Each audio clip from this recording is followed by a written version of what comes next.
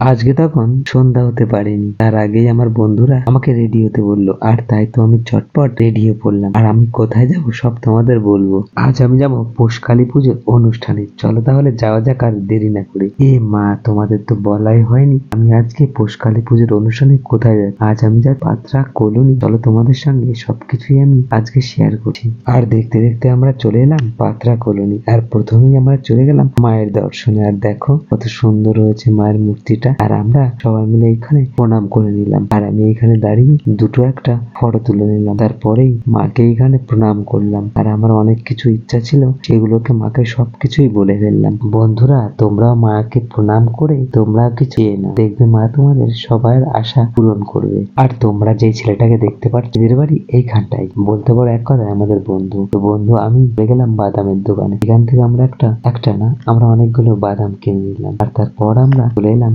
অনুষ্ঠান।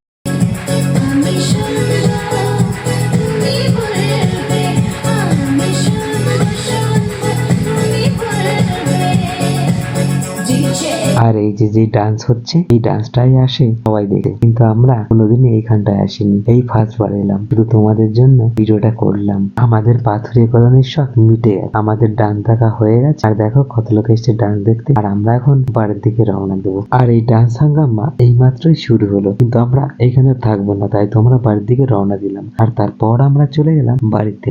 আর আমি দেখো বাড়িতে নেমে পড়লাম। অনুষ্ঠানটা শুরু না হতেই আমরা চলে এলাম বাড়ি। আর সবাইকে শুভরাত্রি।